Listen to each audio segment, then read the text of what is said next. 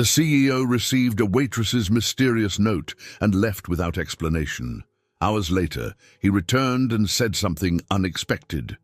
Hello, viewer. Thanks for joining us. Leave a like and share your thoughts in the comments, along with the city you're watching from. Now let's continue with the story. Mia Parker's days always began at dawn, when the first glow of the Boston skyline peeked through her modest apartment window. At 38, she had grown used to a life that revolved around quick showers, a strong cup of coffee, and bus rides to Tasting & Co., the cozy restaurant where she had worked for years. Though unassuming in size, her apartment was comfortable enough, a single-bedroom space adorned with second-hand furniture, colorful cushions, and the occasional psychology textbook she managed to collect over the years. She had long dreamed of studying the human mind in a formal program, yet finances and time always stood in her way. By 9 in the morning, Mia was already prepping tables, carefully placing utensils in meticulous rows, each fork and knife aligned with a precision that belied her gentle spirit.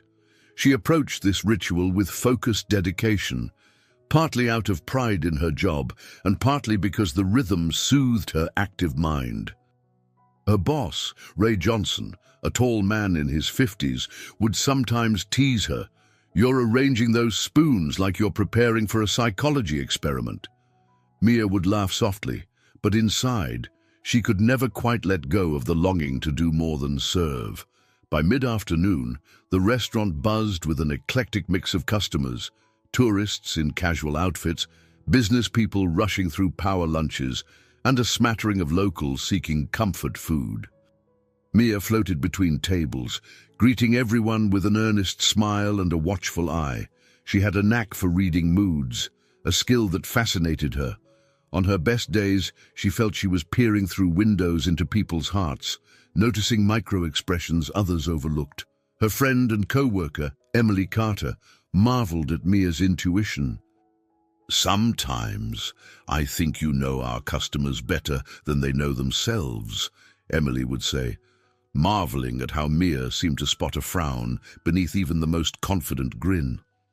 Late afternoons were slower, with fewer patrons lingering for an early dinner. That was when Asher Hayes usually arrived. He was a man of 42, always in a perfectly tailored suit and polished shoes. He slipped into the same corner booth nightly, as predictable as clockwork. Despite his evident success, his phone incessantly buzzing with calls, his posture upright with a certain detached grace, Mia sensed a sadness in his eyes. The distant expression on his face, the slight crease of his brow, suggested an invisible weight he carried. They barely spoke beyond polite greetings and standard exchanges about the menu. Asher would request a quiet seat, place his order in a calm, measured tone, and check his watch often, as if each second weighed heavily. Mia wondered if he had family waiting or if, perhaps, those watch checks reflected a man who had nowhere else he wished to be. She recalled one evening when she offered him the dessert menu, and his eyes flickered with what looked like hesitation, almost longing, before he politely declined. The memory stayed with her, stirring a gentle curiosity she couldn't quite shake. After closing time, Mia often returned to her small apartment, removing her worn sneakers by the door and sinking into the couch with a sigh. Tonight was no different. She stared at a stack of psychology notes from an online forum she sometimes browsed. She thought about Asher, that haunted expression of his, and how success didn't necessarily shield people from loneliness. Her shift had ended as usual. She brought him the check, he paid swiftly with a terse nod and left. But his departure always felt heavier, as though he was escaping instead of simply leaving. Before drifting off to sleep, Mia replayed the day's events in her mind. She wondered what it would feel like to finally enroll in a proper psychology program, to learn how to help people, or at least understand them better. She mused over Asher's appearance at the restaurant, immaculately dressed, meticulously on time, yet emanating an air of silent despair. It occurred to her that, In their own distinct ways, both were hungry for something more. Under the quiet glow of her bedside lamp, Mia acknowledged the simplest truth. They were two strangers in different worlds, each looking through separate windows of solitude, longing, consciously or not, for someone to see them clearly. Mia's morning began like any other. A short bus ride through Boston's congested streets, a warm greeting from Ray Johnson at the restaurant door, and a polite wave to Emily, who was rolling silverware in neat bundles. Yet the moment she thought of Asher Hayes, her heart gave an odd flutter. She couldn't pinpoint why, but the memory of his distant gaze stayed with her. She tried to dismiss it as a passing curiosity, but the feeling lingered. Later that day, as lunch service wound down, Emily sidled up to Mia near the hostess stand. "Heard from the grapevine that Asher had a heated phone call in his car last night before coming in," she said in a hushed tone. "One of the busboys saw him looking furious.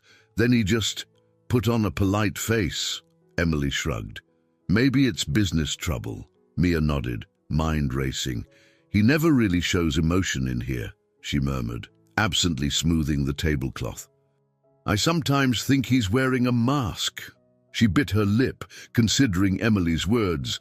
If Asher was under pressure, did that explain the weary look he carried like a permanent shadow? Evening crept in, and customers trickled through for dinner. Tasting & Co. bustled with the comforting clink of glassware and the murmur of conversation. Mia moved gracefully between tables, taking orders, refilling water glasses, and ensuring each guest felt seen. Asher arrived later than usual. His forehead was more creased than normal, and he barely acknowledged her greeting. A quick glance told her tonight something was different. He seemed more burdened, more withdrawn. Midway through his meal, Mia caught sight of him rubbing his temples. A pang of empathy shot through her. She heard Emily's voice in her ear. Maybe it's business trouble. But Mia sensed it went deeper than mere business. His shoulders slumped as though he carried far more than corporate worries. Each time she approached, he offered a polite word of thanks, but his eyes rarely met hers. When he finally asked for the check, Mia's hand trembled slightly. She hesitated by the register, heart thudding with an urgency she couldn't explain. She grabbed a pen and a small slip of paper meant for daily specials. Her fingers moved almost of their own accord. Before she could second-guess herself, she wrote 3 simple words. "Are you okay?" Breath catching in her throat, Mia slipped the note under the edge of the receipt. Instantly, doubt crashed over her. She had never intruded into a customer's personal life. Even with her caring nature, she'd always maintained professional boundaries. But now she was crossing a line. A wave of fear rushed in. Would Asher find this offensive or presumptuous? Would he complain to Ray? Yet something deeper told her it was the right move. She steadied herself, reminding her racing thoughts that compassion was worth the risk. She carried the check to Asher's table. As she placed it down, he glanced at her, exhaustion etched in every line of his face. "Thank you," he said softly, taking the black folder that held the bill. Mia retreated to the bar area, heart pounding. She tried to occupy herself by reorganizing the garnish station. She glimpsed Asher opening the folder, saw him pause. His eyes flicked to the note, then toward her. For a moment, she thought she saw vulnerability in his gaze, as though the words had reached him in a place even he didn't realize was raw. Then, without a word, he stood. He put some bills on the table and collected his coat. No complaint, no anger, but no acknowledgement either. Mia watched him go, her stomach twisting in knots. Emily sidled up, noticing her tension. "Mia, everything all right?" Mia swallowed hard. "I'm not sure," she whispered, eyes still on the door Asher had just exited. The note was out in the open now. Whatever would follow, she had pushed the first domino. Mia awakened the next morning with a knot of regret in her chest. She replayed last night's scene. The moment Asher read her note, his startled expression, and his abrupt exit. Had she overstepped? She pictured him complaining to Ray, or worse, deciding never to return. The restaurant prized professionalism above all, and a personal inquiry might be seen as crossing a boundary.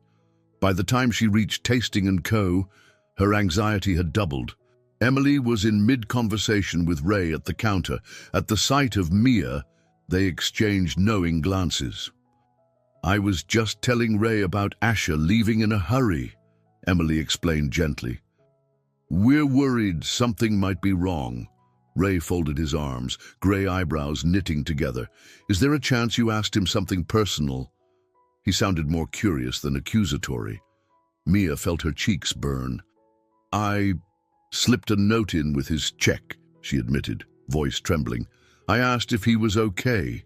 He's here every night, but he always seems so alone." Ray exhaled slowly, as if weighing his words. "Mia, you have a big heart, but we have to be careful. I get that you meant well, but Asher is a high-profile client. If he complains—" "I know," she cut in, her tone apologetic. "I just couldn't help it. He looked so lost." Her eyes lowered. "I'm sorry if I caused any trouble." Ray tapped the countertop thoughtfully, then sighed. "Let's see if he shows up tonight. We'll handle whatever happens." Throughout the day, Mia's mind churned with uncertainty. Between serving tables, she found herself gazing at the entrance, half dreading, half hoping Asher would walk through it. He did not appear during lunch or dinner. Each hour that passed felt heavier, as though her spontaneous act had shattered a fragile balance. Emily tried to reassure her with a gentle hand on her shoulder. "Maybe he's just busy. CEOs have crazy schedules, right?" But Mia couldn't shake the sinking feeling that her question had been too intrusive. As the evening rush died down, Mia caught a reflection of herself in the window. Wide eyes, tense shoulders, her usually warm smile absent. In that moment, she saw a woman who cared deeply, but feared the consequences of that caring. She thought back to her old psychology notes scattered at home, remembering how empathy was always described as a bridge, not a barrier. Yet here, it felt like she had built a wall instead. Meanwhile, across town, in a sleek penthouse, Asher Hayes stared at his phone in silence. A corporate crisis demanded his attention. His board of directors was questioning quarterly projections, and tensions were high. But every time he tried to concentrate, his thoughts drifted to that note, "Are you okay?" The memory of Mia's earnest handwriting gnawed at him. No one ever really asked if he was all right, not in such a straightforward, caring way. For years, he had convinced himself that being okay was irrelevant, that results and performance were all that mattered. Now, he found himself unable to ignore the question. He tossed his phone onto the glass coffee table, frustration surging. The city lights twinkled through the massive windows, mocking his solitude. He could have filed Mia's note away as unprofessional or awkward, but instead, it felt personal, intimate, and he didn't know how to handle that. A wave of longing and fear washed over him. Back at Tasting and Co., Mia cleared plates and tidied the dining room for the night, each motion mechanical. A part of her wanted to apologize to Asher, to insist she'd never intrude again. Another part yearned to see him walk in so she could discover if he truly was okay. But the emptiness of his usual table spoke volumes. When her shift ended, Mia left feeling a deep ache of uncertainty. The words she'd scrawled had ricocheted into silence, leaving behind nothing but doubt. Doubt about her intentions, doubt about Asher's reaction, and doubt about whether she would ever see him again. A brisk wind swept down the Boston streets as Mia hurried to the restaurant the following morning. She clutched her jacket closer, her mind half focused on the swirling autumn leaves, half on the unsettled tension over Asher's absence. Stepping inside Tasting and Co., She found Emily setting up coffee cups and Ray huddled in the corner with the day's schedule. "Any sign of him?" Mia asked quietly, not needing to specify who she meant. Ray shook his head, and Emily managed a half-smile. "Let's see if today brings him in." The hours trickled by in a haze of orders, table checks, and routine chatter. Yet Mia couldn't fully concentrate. Her gaze darted to the door whenever it opened, only to sigh inwardly at each stranger who took a seat. Meanwhile, Asher was indeed dealing with problems, just not in the restaurant. In a glass-walled conference room at Hayes Investments, he stood before the board, facing a series of pointed questions about revenue forecasts. Mr. Wilcox, the principal shareholder, pinned him with a stern look. "Asher, we've always trusted your leadership," Wilcox said, "but we need to see you engage on a more personal level with both clients and employees. There's a sense you're too distant." The words stung Asher, mostly because they echoed Mia's unspoken observation. Distant. He was used to leading with a firm, impersonal approach, believing that strict boundaries kept a company efficient. Yet something about Wilcox's admonition and that elusive note from Mia chipped away at his defenses. Could it be that his self-imposed isolation was harming more than helping? Back at Tasting & Co., Mia trudged through the late afternoon slump, her muscles aching from constant motion, her brain weary from replaying worst-case scenarios. Emily, picking up on Mia's preoccupation, finally took her aside near the kitchen. "You can't keep torturing yourself over this," she said gently. "Asher might come back once he sorts out whatever's bothering him." Mia pressed her lips together. "I just don't want him to feel spied on or judged." She fiddled with the pen in her apron pocket. "What if he thinks I crossed a line and never returns? He's one of our most loyal customers." Emily gave her a comforting pat on the shoulder. "Loyalty like that doesn't evaporate overnight. If you touched a nerve, maybe it'll do him some good in the long run." During the dinner shift, the restaurant hummed with the usual clamor of plates and conversation. Yet Mia noticed a vacuum where Asher's presence was supposed to be. It was as though his absence cast a long shadow across the booths. She tried to focus on her other tables, a group of colleagues celebrating a promotion, an older couple sharing a quiet meal, and a lone business traveler typing furiously on a laptop. But the sense that something was missing gnawed at her. In his boardroom, Asher wrapped up an intense day of negotiations with potential investors. The tension in his shoulders hinted at the toll this was taking. Over and over, the same question from Mr. Wilcox echoed, "Are you truly connecting with anyone?" It rattled him. He recalled the last time he'd stepped into Tasting & Co., and the jolt he felt reading Mia's note. Maybe, he thought, her question threatened him because it was too close to the truth. He wasn't okay, not really. At closing time, Mia wiped tables with robotic efficiency. Emily flicked off the main lights, leaving only the soft glow of the bar. Ray approached, hands tucked in his pockets. "We'll be fine, Mia," he offered quietly. "Sometimes people disappear for a bit when life ramps up. It doesn't mean they're gone for good." Mia gave a small nod, though her chest still felt tight. As she stepped out onto the empty sidewalk, she glanced at her phone, half expecting to see a missed call or text from an unknown number. Nothing. She released a slow breath into the cold night air. Both she and Asher were under a storm of pressures, his from the corporate world, hers from her own heart. Neither had found a way to bridge the silence yet. And as the city lights shimmered above, Mia could only hope tomorrow might bring a better way forward. Mia awoke to a streak of morning sunshine cutting across her bedroom floor. For a moment, she allowed herself the luxury of lying there, listening to distant car horns and the hum of a neighbor's television. She thought about her life, about her unresolved dream of studying psychology, about her job at Tasting & Co., and, inevitably, about Asher Hayes. The memory of slipping him that note wouldn't leave her mind. Neither would the ache of his prolonged absence. Rising from bed, she brewed a cup of coffee, inhaling its earthy aroma.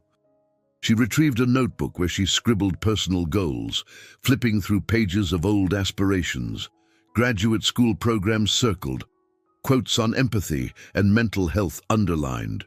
Somewhere in those notes lay the kernel of why she dared to ask Asher if he was okay. She had a gift for seeing when people were hurting, yet she always wondered if she was doing enough with that gift. At the restaurant, Mia arrived to find Ray and Emily engaged in the usual morning setup. Emily shot her a sympathetic glance, but neither said anything about Asher. Mia dove into her tasks, organizing the day's deliveries, double-checking table reservations, trying to distract herself. Around midday, her phone buzzed. She glanced at the screen, a missed call from her mother. Her mum lived in a small town 2 hours away and often reminded Mia not to close herself off from opportunities. It was a well-intentioned but sometimes uncomfortable conversation. Mia made a mental note to call her back later, suspecting her mother would once again encourage her to keep her heart open. That evening, Tasting & Co. was unexpectedly calm, as if the city itself sensed everyone needed a breather. Mia found herself restocking napkins behind the bar, thinking about how to handle things if Asher ever returned. Would she apologize for the note, or would she stand by what she wrote, trusting that genuine concern shouldn't require an apology? Halfway through the dinner hour, Mia moved to check a table near the window. She paused, noticing the faint reflection of headlights outside.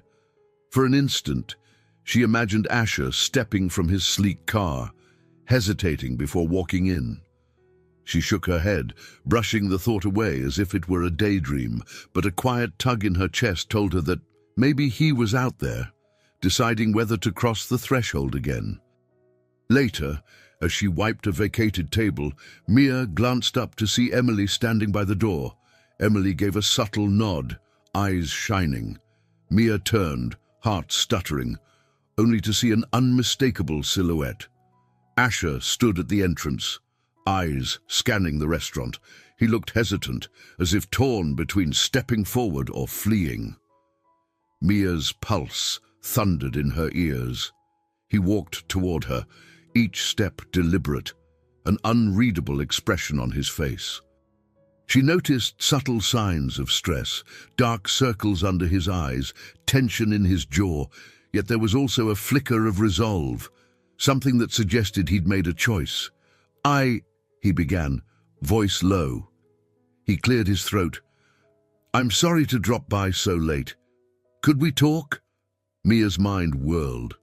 She cast a quick glance toward the clock, which showed the restaurant closing in less than an hour. She exhaled a breath she hadn't realized she was holding. Yes, she replied, her voice steady, even though her stomach was flipping. I'd like that. He pulled the collar of his coat closer, nodding. All right, let's wait until you're done. Mia signaled to Emily, who ushered the last few patrons out with a friendly goodbye. Ray, catching wind of the situation, slipped into the kitchen to give them space. The air felt thick with anticipation, yet for the first time in days, Mia sensed the heaviness in her chest lifting. She wasn't certain what Asher planned to say or how the night would unfold, but she knew this was the moment where both of them decided whether to keep hiding behind polite distance or take a bold step into uncharted territory. Mia arrived at Tasting & Co. the following morning, with her mind still racing from the previous night. She and Asher had stayed late after closing, speaking in hushed tones at a corner table. Though it was hardly a grand declaration of friendship, it was the first time they'd both acknowledged a mutual desire to understand each other beyond waiter and customer. She replayed his words in her head, trying to parse their meaning. He'd confessed that her note had rattled him, made him question whether his isolation was truly sustainable. They hadn't resolved anything fully, but at least the conversation was honest. As Mia adjusted the salt and pepper shakers on each table, she noticed a familiar figure slip through the doors. Mrs. Jane Griffin, a regular customer who usually came in the mornings for a single cup of coffee and a muffin. 70 years old, with silver hair pinned back neatly, Mrs. Griffin radiated a quiet warmth. She had that gentle, knowing presence that made people feel safe, revealing their troubles. Mia liked her instantly from their first meeting months ago, and she often looked forward to the woman's visits. This morning, Mrs. Griffin beckoned Mia over before taking her seat. "Good morning, dear," she greeted, her voice calm and measured. "Could you bring me the usual, please? And if you have a moment, sit with me. I'd love to chat." Mia obliged, quickly returning with a ceramic mug and a fresh muffin. She took the seat across from Mrs. Griffin and offered a polite smile. "Anything special on your mind today?" Mrs. Griffin wrapped her hands around the mug as if cradling warmth. Her hazel eyes sparkled with a gentle curiosity. "I can't help but notice you seem distracted. Something's different about you lately." She paused, assessing Mia's expression. "You've always carried kindness in your eyes, but there's also worry now. Care to share?" For a moment, Mia debated how much to reveal, but something about Mrs. Griffin's sincerity disarmed her. "I've gotten close. Well, not close exactly, but involved in a situation with a customer. He's a kind man, I think, but troubled. I wrote him a note asking if he was okay, and it stirred up a whole lot of confusion. Now I'm wondering if I overstepped." Mrs. Griffin took a slow sip of coffee. "True compassion can never be an overstep. Sometimes it's the spark that a person needs. Of course, it can also feel overwhelming if they're not ready to face their own struggles." Mia nodded, feeling a wave of relief. It was reassuring to hear someone confirm that caring wasn't a crime. "He came back last night," she ventured. "We talked, but I'm not sure where it's heading, and honestly, I'm worried about mixing personal empathy with my professional role. Is it foolish to keep reaching out?" Mrs. Griffin set her mug down. "My husband passed when I was in my early 50s. I was lost. One day, a neighbor who barely knew me showed up with a home-cooked meal and a note that said, 'I see you. You're not alone.' It felt intrusive at first, but her kindness brought me back from a dark place." Her gaze held Mia's. The heart knows when it's time to extend a hand. "You trusted your instincts?" Emboldened by this story, Mia felt her eyes prickle with tears she refused to shed in public.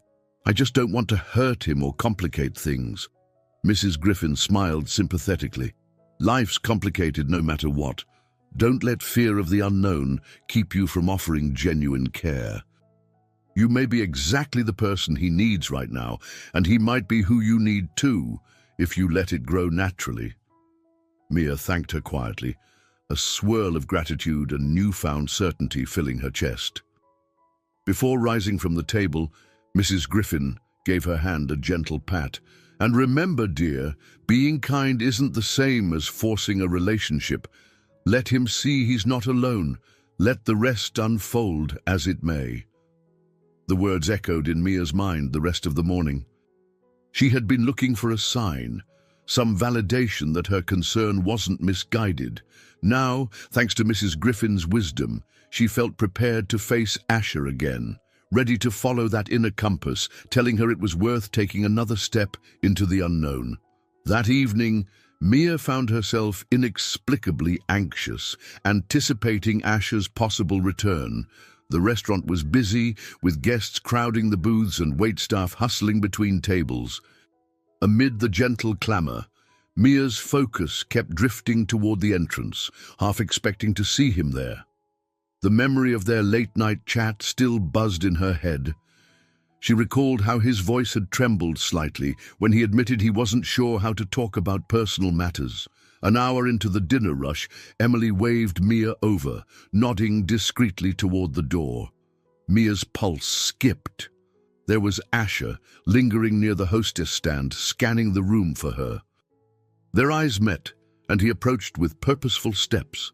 Something about his expression, determined, almost resolute, suggested he'd made up his mind about something significant. "Evening," he murmured, voice low to avoid the ears of other customers. "Could we talk again? Maybe after you're done tonight?" His gaze flicked around, as though conscious of being recognized. Despite her nerves, Mia smiled. "Of course. Maybe we can find a quieter spot this time." Asher nodded, relief flickering across his face. He claimed his usual corner booth and placed an order for a light meal. Mia served him efficiently, but there was a shared undercurrent each time they exchanged a glance. It was as if both understood that, by the end of the night, they would step across some unspoken boundary between them. When closing time came, Ray announced last call to the few remaining patrons, and Emily herded them out with gentle persuasion. Mia's heart pounded as she brought Asher a cup of chamomile tea. He'd switched from his usual black coffee. "Less caffeine," he admitted with a faint smile. "I'm trying to calm down these days." She slid into the seat opposite him, the lights dimmed around them. In the hush that followed, she noticed how tired he looked, dark shadows under his eyes, tension in his shoulders. But there was also an openness there, a readiness to talk without the usual pretense. He inhaled, mustering courage. "You asked me if I was okay," he said quietly. "I avoided that question because, truthfully, I don't know. My life has been about hitting goals, meeting deadlines, pleasing shareholders. I never questioned whether I was happy. That note you wrote..." He paused, eyes meeting hers. "It broke something open in me." Mia listened intently, aware of every breath in the hushed restaurant. "Sometimes just knowing someone sees you can change things," she whispered. "You've seemed so alone, and I couldn't help but notice." A slight tremor crossed his lips, a mix of gratitude and vulnerability. "I'm not good at this, talking about feelings, but I also can't pretend it didn't happen." That note stuck with me. He leaned forward, voice more determined now. "I don't want to go back to the same old routine. That means I might need to step out of my comfort zone, and you're part of that change." Mia felt heat flood her cheeks. She wrapped her hands around her mug, searching for words. "I'm willing to see where this goes, but I also respect your boundaries. You're a CEO, I'm a waitress. Our worlds are different." He nodded firmly. "Which is exactly why we need to be careful. I have a board to answer to, and the media can be unforgiving. I'm not ashamed of talking with you, but I am concerned about how the rest of the world will react." Silence hung between them. Mia considered all the possible outcomes, rumors, misunderstandings at work, even her job security. Yet Mrs. Griffin's advice echoed in her mind. Sometimes the cost of caring was risk, but the reward could be meaningful connection. "All right," Mia said, meeting his gaze. "We'll be cautious, but I'm not going to pretend you don't matter either. If we need to talk, or just be there for each other, let's do it. I can't stand the thought of you facing everything alone anymore." He exhaled, a relieved smile forming. "Then let's do it, step by step. No big declarations, just honest conversation, and maybe friendship." She nodded slowly, a flutter of anticipation coursing through her. "Okay, let's try that." In that quiet corner booth, it felt like they'd both crossed a threshold. Two people from contrasting worlds decided in that moment that sometimes a single question, "Are you okay?" could spark a connection strong enough to challenge any boundary. 3 evenings later, Asher invited Mia to meet him at Tasting & Co. after the restaurant closed. He had insisted on a private setting again, unsure if he was ready to be seen with her in public. Though Mia felt a hint of disappointment at the secrecy, she understood that his corporate image was no small matter. Emily, ever supportive, simply winked at Mia at closing time, then discreetly busied herself in the back while Ray locked up. As the lights dimmed to a soft glow, Asher and Mia settled at a table near the window, the same spot they'd occupied days before. A gentle hush enveloped them, broken only by the faint hum of the restaurant's cooling system. Tonight, it was Asher who spoke first, as though steeling himself for a confession. "My father built Hayes Investments from the ground up," he began, voice subdued. "He was, let's just say, an old-school businessman. My mother left when I was young, so I grew up in a house that was big on discipline, short on warmth. I guess that shaped me into someone who believed that emotions had no place in the boardroom." He paused, fiddling with the napkin. "I rarely talk about this. It's just that note you gave me. It reminded me there's more to life than company profits." Mia watched him intently, her empathy filling the space between them. "I had no idea you felt alone. From the outside, you look so self-assured." He shook his head, managing a wry smile. "I've become good at playing that part, the successful CEO mask. But these past weeks, the board has been pressuring me for higher returns, and our top investor has been hinting that my leadership style is too cold, that it might hurt the company's long-term reputation." Mia's eyes softened. "Ironically, I think your willingness to be open, at least a little, might be what saves you in the end." He exhaled slowly, as though letting go of a burden. "What about you, Mia? I come here every night, and I see you working so hard. Emily told me once that you're interested in psychology." Her cheeks warmed, caught off guard that Asher had noticed. "It's just a dream I've had for years. College was never feasible financially, and I've been supporting myself since I was 18. I love my job, but I keep thinking maybe there's something else out there I'm meant to do, helping people, maybe in counseling or therapy. Sometimes I feel silly even saying it out loud." He reached across the table, resting his hand near hers without quite touching. "It doesn't sound silly at all. If anyone could do that kind of work, it's you. You have a gift for seeing people." Mia felt a lump in her throat. No one had ever validated her dream quite so directly. "I guess I'm good at reading body language," she admitted. "I grew up in a chaotic household. My dad was caring, but he struggled with anxiety, and my mom was juggling 2 jobs. I learned to pick up on unspoken tensions." Asher nodded thoughtfully. "Maybe that's why you could see right through me." A short laugh escaped her. "It's not that I see through you exactly. I just notice you're not as content as you appear." She glanced around the softly lit restaurant. "You know, for the first time in a while, I feel like I'm having a real conversation with someone who understands my own doubts and hopes." His voice quieted. "Me too. And it's strange, but comforting." They exchanged stories about growing up. Asher, in an imposing home with a father who valued achievement above affection. Mia, in a modest apartment with parents who tried their best but left her craving a sense of emotional security. As each revelation came, their connection deepened, built on raw honesty rather than superficial pleasantries. Eventually, the clock told them they'd stayed long past the usual hour. As they stood to part ways, Asher caught Mia's gaze. "Thank you," he said softly, "for seeing me as more than a headline or a paycheck. I'm starting to realize how much I needed that." She smiled, heart warm. "Likewise. It's good not to hide." And with that they headed out, each harboring the beginning of something far more significant than they dared voice aloud. The following day, Asher called Mia in the mid-afternoon, catching her by surprise. She had been in her cramped apartment, flipping through brochures for local community college courses. At first, she hesitated to answer, but curiosity won out. His voice was low and hurried, tinged with an edge of nerves. "Can we meet somewhere besides the restaurant?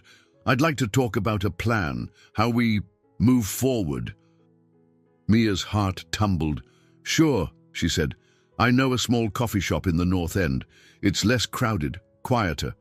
We can talk without drawing too much attention."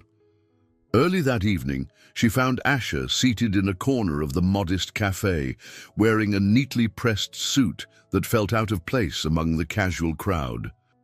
Yet the moment she sat across from him, she noticed relief in his eyes, as though he was thankful for the anonymity. He leaned forward, lowering his voice. "I can't keep sneaking around after hours at Tasting & Co. Not if we want to actually build some sort of friendship. But I also can't have reporters catching us in high-profile spots. It would cause a frenzy. CEO seen with local waitress and all that." She nodded, understanding the gravity of his position. "I get it. It's not that I'm ashamed of who I am, but I don't want you to lose credibility at work." She wrapped her hands around her cup of tea, savoring its warmth. "We could meet here sometimes, or find other low-key places. We can keep it simple."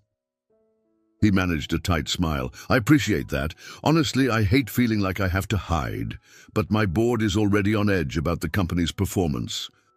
Any scandal could make them wary of my leadership." They spent the next half hour mapping out a cautious arrangement. They'd text occasionally, meet at out-of-the-way spots, and save deeper conversations for moments they both felt safe. It wasn't exactly romantic. It felt more like a covert operation. Yet each time they locked eyes, Mia sensed the undercurrent of something genuine, an unspoken desire to truly know one another. "I'm not used to this," Asher murmured. "All these feelings. I've always walled myself off, but I want to try something different, even if it's not how people expect a CEO to act." Mia's lips curved in a reassuring smile. "This is uncharted territory for me too. But if we go slowly, maybe it won't be overwhelming. We can figure out how to be friends or whatever this is without letting the world tear it apart." They agreed to keep things discreet, at least for now. Mia insisted they be honest with Ray and Emily, who already suspected something was going on. Asher agreed it was smart to have allies who wouldn't misinterpret their connection as scandalous. The last thing he wanted was for rumors to filter back to the board without context. Finishing their drinks, they stepped outside into the crisp night air. Streetlights illuminated the cobblestone walkway, and the distant hum of tourists enjoying Italian restaurants reminded Mia of simpler times. Asher paused, glancing around as if he expected paparazzi at every turn. "No cameras here," she teased gently, stepping closer to him. "You can relax." A shy chuckle escaped him. "I'm sure I look paranoid. This is just new to me. But thank you." He exhaled, letting some tension leave his posture.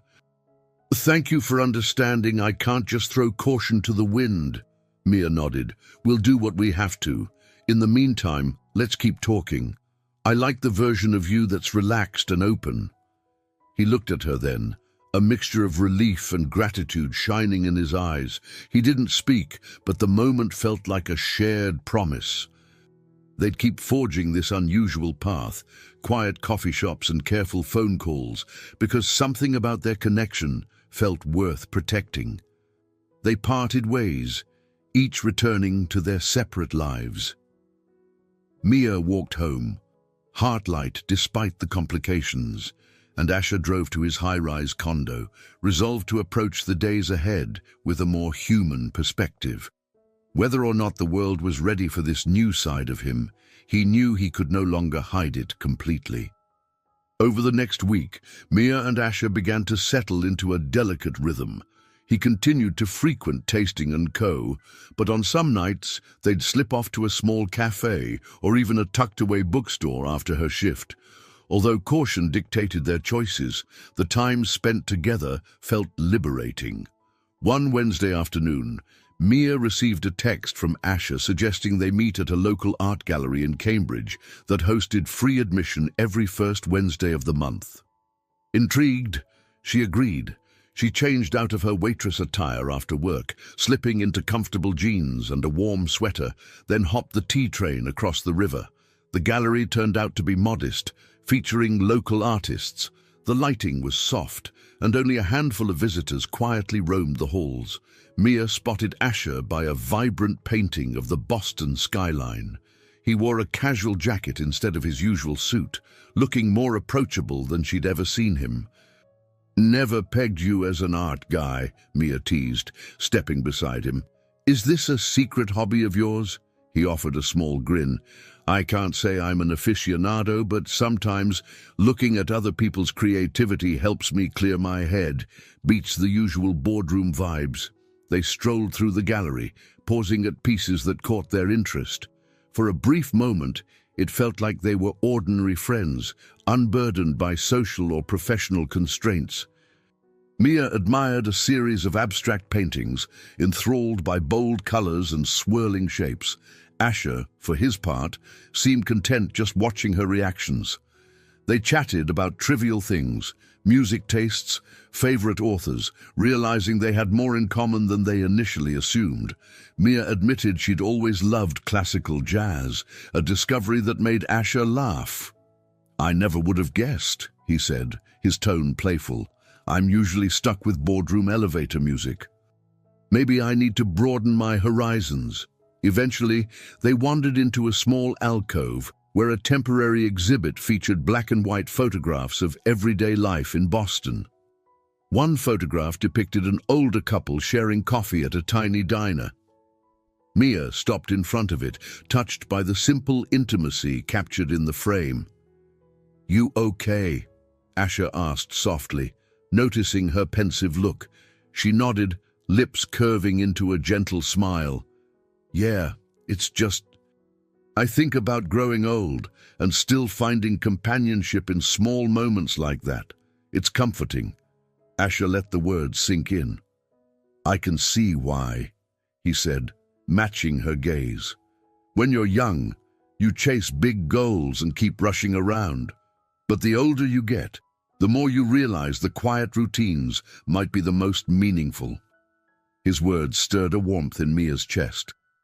For a moment, she forgot the complexities of their arrangement. He was simply another human being longing for connection. She brushed a strand of hair behind her ear.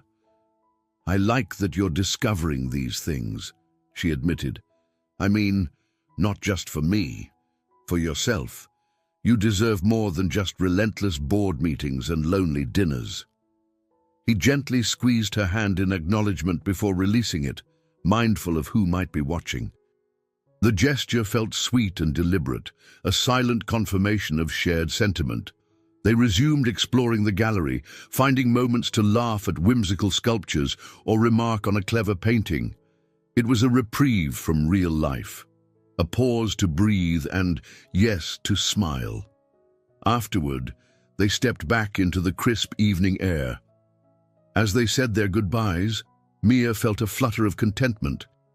This encounter was unlike their previous, heavier conversations. Tonight, they'd focused on small joys, like glimpses of art and coffee shop banter, forging a sense of normalcy and lightness. "Thanks for coming," Asher said, his voice softer than usual. "I needed this." Mia nodded, a genuine smile playing on her lips. "Me too. It's nice to just be people without the rest of the world intruding." They parted ways on that note, heading off into the Cambridge night.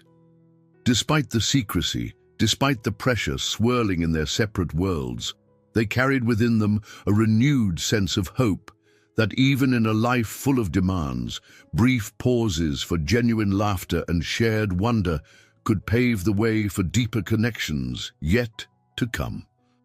About a week later, Mia walked into Tasting & Co. to start her evening shift when Emily hurried toward her, eyes wide. "You won't believe what I just saw online," Emily whispered, glancing around to ensure they were alone. "Someone snapped a photo of you and Asher leaving that bookstore last week. It's on a local gossip page, and people are commenting up a storm. Mia's stomach lurched. She hadn't noticed anyone that night. She and Asher had left the bookstore separately, a few minutes apart, to maintain discretion. Yet apparently, someone must have recognized Asher or spotted them talking inside. She pulled out her phone, heart pounding as she searched. Sure enough, there it was, a grainy image of her standing beside Asher on the sidewalk, with a caption reading, "Mysterious late-night companion for the Hayes Investments CEO." The post speculated whether she was a new girlfriend or merely a fling. Countless comments ranged from curious to downright cruel. Shakily, Mia glanced at Emily. "Did Ray see this yet?" Emily nodded, looking sympathetic. "He's in the office talking on the phone. I think he's trying to figure out how to handle any fallout." Before Mia could respond, Ray emerged, his normally calm features twisted in concern. "Mia, I'm sure you've seen it," he began, voice subdued. "I don't think it'll directly harm the restaurant, but we need to be prepared in case people start probing for details." Mia's head spun. "I never asked for this kind of attention," she mumbled, fingers gripping her phone. She dreaded what Asher's reaction might be. He'd been so cautious. This was precisely the sort of exposure he feared. She didn't have to wait long to find out. Less than an hour into her shift, her phone vibrated. It was a text from Asher. "We need to talk ASAP. I'm on my way." Panic welled inside her. She tried to focus on her tables, forcing a smile as she handed menus to a family of 4. But her mind buzzed with worst-case scenarios. Would Asher blame her? Would the board see this as scandalous? She had a sickening image of him storming in with accusations, though her rational mind knew that wasn't who he was. When Asher finally arrived, he was wearing a charcoal-grey suit, his face drawn tight. Mia felt her pulse hammer. She led him to a secluded corner, ignoring the curious glances from other patrons. "I'm sorry," she blurted, words tumbling out. "I didn't know anyone was taking pictures. I would have been more careful." He lifted a hand to stop her. "Don't apologize. None of this is your fault," he said, voice firm but laced with anxiety. "I'm frustrated, yes, but at the photographer or whoever posted it, not at you." Relief flooded her. Still, tension crackled in the air. "What do we do now?" she whispered, glancing around. He rubbed the back of his neck, eyes clouded. "We have to get ahead of this somehow. My phone's been blowing up. Board members, PR reps, they all want an explanation." Mia's chest constricted. "They must think I'm some opportunistic fling." His jaw tightened. "That's exactly what some tabloids are suggesting, that I'm dating a mere waitress." He exhaled, anger flashing in his eyes. "It's insulting, both to you and to me. You're not just some waitress, and they have no idea who you really are." Mia bit her lip, equal parts touched by his defense and terrified of the fallout. "This is the risk we talked about," she said softly. He nodded. "I know. And part of me wonders if we should distance ourselves for a while, until things blow over." Her heart clenched at the thought. She stared at him, searching his face. "Is that what you want?" His shoulders sagged. "I hate the idea, but the board is threatening to call a crisis meeting if we can't control the narrative." Silence hung thick between them. This was their first genuine obstacle, a sign that their connection wasn't just about warm conversations and quiet coffee shops. The world had intruded, and it threatened to tear them apart before they'd truly begun. Mia swallowed hard, determination flickering in her eyes. "We'll figure something out. We have to, because I don't want to lose this. Whatever it is we're building." A troubled look settled on Asher's face, but he reached for her hand briefly, giving it a gentle squeeze before letting go. "Me neither," he confessed. "Let's meet tonight, after you close. We'll decide how to handle it, together." They parted with a mutual resolve, yet the weight of the moment was undeniable. Their delicate bubble had burst, and what came next would force them to confront just how far they were willing to go to protect a connection that felt increasingly vital in both their lives. Mia arrived at Tasting & Co. the next morning, feeling equal parts nervous and defiant. The gossip blogs were still abuzz with images of her and Asher, and she braced herself for curious stares from regular customers. Sure enough, she caught hushed whispers near a window booth where two women were scrolling through their phones, sending pointed glances in her direction. She exhaled, smoothing her apron and willing herself not to appear rattled. By midday, curiosity had expanded beyond the occasional whisper. A few diners approached, not quite bold enough to demand details, but clearly fishing for information. "You have a famous customer, right?" one asked with a too-wide grin, while another inquired if she would be leaving her job now that she'd landed a CEO. Mia's polite smile never wavered, though each remark drove home how little people actually knew her. She had no intention of using Asher to leapfrog her life. She was proud of her work, proud of the empathy she'd honed in this very restaurant. Emily tried to intercept the worst of the gawkers, offering bright, if forced, greetings and guiding them to tables far from Mia's section. "You okay?" she murmured to Mia during a lull, placing a reassuring hand on her shoulder. "I know it's a lot." Mia nodded, appreciative but worn. "Part of me wants to disappear," she admitted, "but another part says I shouldn't hide just because people misunderstand." Throughout the day, she found pockets of kindness that made the scrutiny bearable. Mrs. Jane Griffin slipped in for her usual late-afternoon coffee. She waved Mia over with a knowing smile. "I've been following the headlines," she said gently, leaning in. "People are always eager to talk. But what matters is how you and Asher feel about each other, not the gossip." Mia breathed a sigh of relief, grateful for the unwavering support. She confided her worries, her exhaustion at defending a relationship that wasn't even fully defined yet. Mrs. Griffin nodded sympathetically. "Keep your heart steady," the older woman advised, "and remember, the ones who matter will see the truth." That evening, Asher dropped by quietly, taking a seat in the corner. The moment he entered, a hush fell over part of the dining room. Mia's stomach churned. She approached him, determined to project calm. "How was your day?" she asked softly.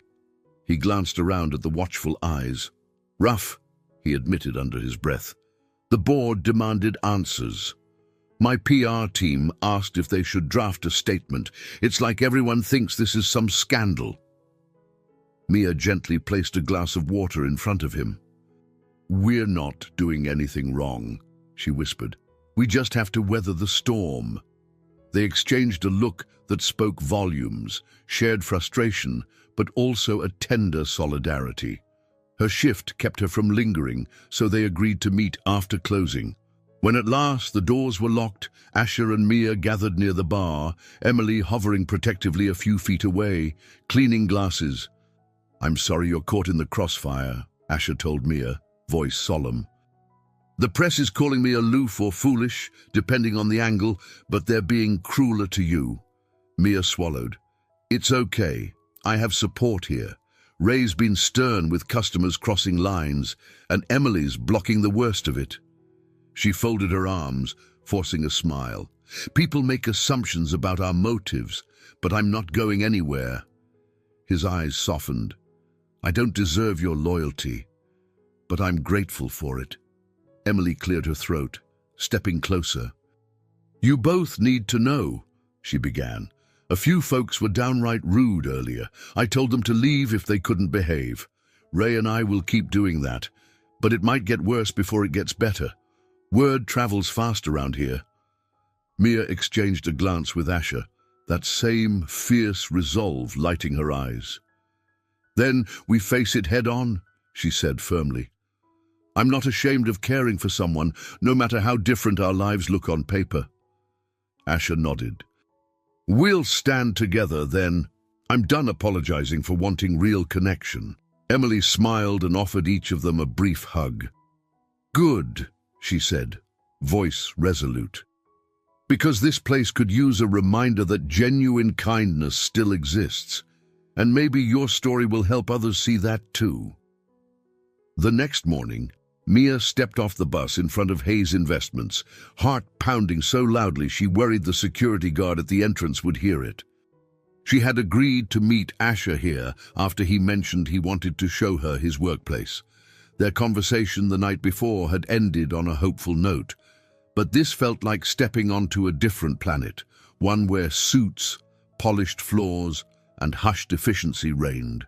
As she approached the sleek glass doors, Asher emerged from the lobby to greet her. He wore a crisp navy suit that exuded authority, yet his smile held warmth. "You found the place okay?" he asked, lightly touching her elbow in a half-greeting, half-reassurance. Mia mustered a grin, glancing around at the vaulted ceilings and the giant logo of Hayes Investments shimmering on the wall. "I feel like I'm in a movie scene," she admitted. "This is so different from my usual." Asher gave a soft chuckle. "It can be intimidating, but I'd like you to see what I deal with every day. Maybe then we can figure out how to navigate both worlds." He led her through a corridor of minimalist decor and subdued lighting. Sharp-dressed employees breezed by, each casting a curious glance in Mia's direction, some discreet, others openly astonished to see their CEO escorting a visitor in casual attire. She tried to ignore the prickling sense of being out of place, reminding herself that the differences in their backgrounds were part of what made their connection so unique. He paused outside a conference room, motioning for her to peek in. "That's where most board meetings happen," he said in a hushed tone. "Long table, stern faces, endless profit charts." A faint smile tugged at his mouth. "You'd probably diagnose the entire board with stress disorders if you could." Mia laughed quietly, the moment of levity easing some of her tension. "So many suits in one room might scare me off," she teased. Asher guided her toward his office on the top floor. Floor-to-ceiling windows offered a stunning view of Boston's skyline, and the space gleamed with modern furniture. Yet Mia couldn't help noticing how impersonal it felt, like a showroom rather than a place someone truly inhabited. There were no personal photos, no cozy touches that suggested a lived-in environment. "This is my domain," Asher said with a self-conscious shrug. "Or so they say, but you see how empty it actually is." Mia stepped toward the windows, awed by the panoramic cityscape. "It's beautiful," she said softly, "but it's also cold, almost lonely." He nodded, sliding his hands into his pockets. "Yeah, I never questioned it until you gave me that note. Now I realize I might have built myself a fortress, not a home." Before she could respond, a sharp knock sounded at the door. In walked Mr. Wilcox, the principal shareholder, wearing a tailored suit and a measured expression. His gaze flicked to Mia, then back to Asher. "I wasn't expecting a guest," he remarked politely, though the undertone was clear. He was assessing the situation. Asher cleared his throat. "Mr. Wilcox, this is Mia Parker. He hesitated, glancing at Mia. "We're working on a personal project together, related to employee well-being." Mia dipped her head in greeting, feeling Mr. Wilcox's scrutiny weigh on her. He offered a polite nod. "Ms. Parker, nice to meet you." Then he looked back at Asher. "I just wanted to drop by the updated projections. We'll need to review them before next week's meeting. You know how the board is on edge." With that, he placed a folder on Asher's desk and left, tension lingering in the air.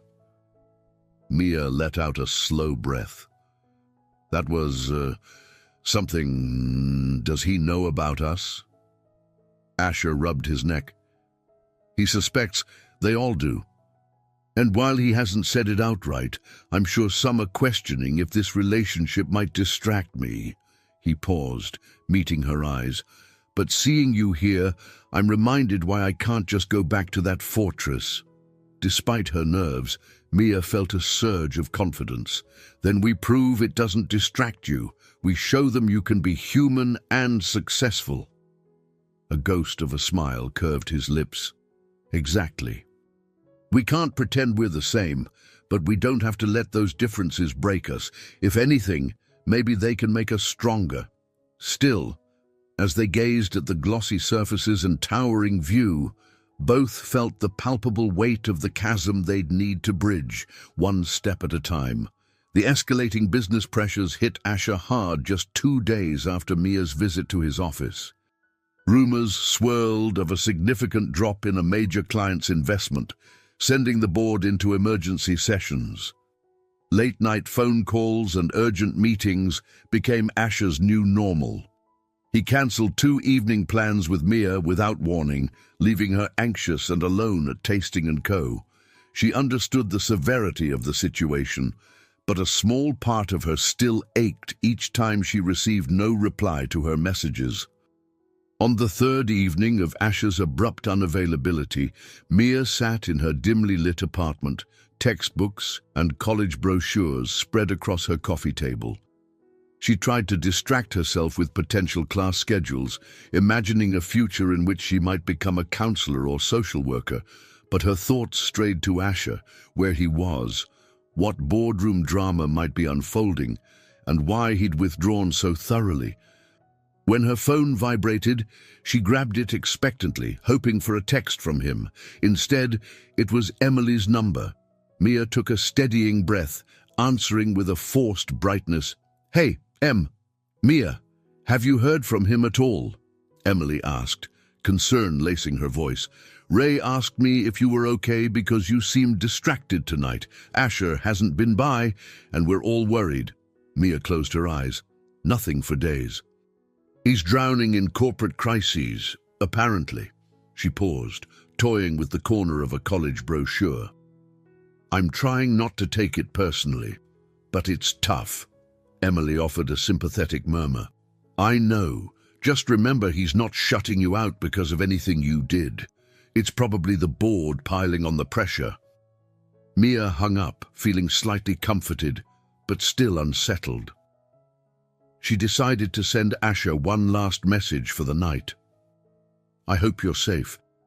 Let me know if you need anything." Then she set her phone aside, determined not to stare at it every 5 seconds. Across town, Asher sat in a cramped hotel conference room in New York, reviewing charts and proposals with his executive team. His tie felt like a noose around his neck, and his head pounded from lack of sleep. Every so often, he'd glance at his phone, see missed calls or unread texts from Mia, and feel a stab of guilt. He wanted to reply, to assure her he cared, yet each time he started to type, he was called back into urgent negotiations. The weight of saving the company overshadowed everything else. By midnight, his team dispersed to their respective rooms, but Asher remained behind at the conference table, half the lights dimmed. He finally retrieved his phone, seeing Mia's latest message. "I hope you're safe. Let me know if you need anything." A wave of longing swept over him. He wanted nothing more than to hear her voice, but exhaustion and anxiety paralyzed him. He powered down his phone instead, telling himself he'd call in the morning when he could speak coherently. The next day, Mia watched news updates reporting Hayes Investments' potential financial fallout. The commentators speculated about CEO Asher Hayes' leadership, analyzing his every move. One anchor hinted at recent personal distractions that might be pulling his focus away from stabilizing the company. Hearing that phrase sent a cold jolt through Mia's gut. Was she part of the problem, or was that just tabloid spin? Days bled into one another without any direct contact from Asher. Mia's worry morphed into self-doubt. She found herself replaying every conversation, every gesture, wondering if she'd allowed herself to believe in a connection that might never have the chance to flourish under the crushing demands of his corporate life. Even Emily's reassurances felt hollow when Mia faced the silence that greeted her calls and texts. By the end of that week, her anxiety manifested in sleepless nights and a gnawing dread that maybe Asher had chosen the company over her. It wasn't rational. She knew how dire the situation was, but her heart yearned for at least a sign he hadn't regretted letting her into his life. Yet, as the news cycle churned on and her phone stayed silent, the distance between them felt like an ever-widening chasm, threatening to engulf any fragile hope they'd built together. On a chilly Friday evening, Mia prepared to close Tasting & Co. in a subdued mood. The week had brought nothing but second-hand updates. Emily occasionally caught wind of corporate rumors, but none clarified Asher's state of mind. Mia's calls went unanswered, and his messages arrived sporadically, always short. Swamped, sorry. Crisis not over. Will explain later. She understood logically, yet her heart ached. The last few customers finished their desserts and trickled out. Ray locked the front door while Mia counted the register, her thoughts drifting. She no longer knew if she should feel betrayed or just deeply worried. Emily approached with a gentle tap on her shoulder. "You need a ride home?" Mia shook her head. "I'll take the bus. I could use the solitude." She forced a small smile. "Thanks, though." A minute later, there was a knock at the locked door. Startled, Ray turned to see who it was. Mia glanced over, and her breath caught. Asher stood outside, face drawn, hair slightly disheveled, wearing a dark coat against the biting cold. His eyes met hers through the glass with an almost desperate sincerity. Ray let him in quietly, and Asher stepped inside, exhaling a cloud of breath. The restaurant's dimmed lights cast soft shadows around them, and Mia's heart thundered. "You're here," she managed, voice trembling. I wasn't sure if—" He stepped closer, removing his gloves. "I'm so sorry," he said, voice laden with exhaustion. "Everything with the company has been chaos. We nearly lost a major client. I've been commuting between cities in non-stop talks. I should have called." Mia felt anger, relief, and concern all collide. "I get that you were busy, but I thought—" Her eyes flashed with hurt. "I thought maybe you'd decided it was too hard, too complicated." He shook his head, regret etched into his features.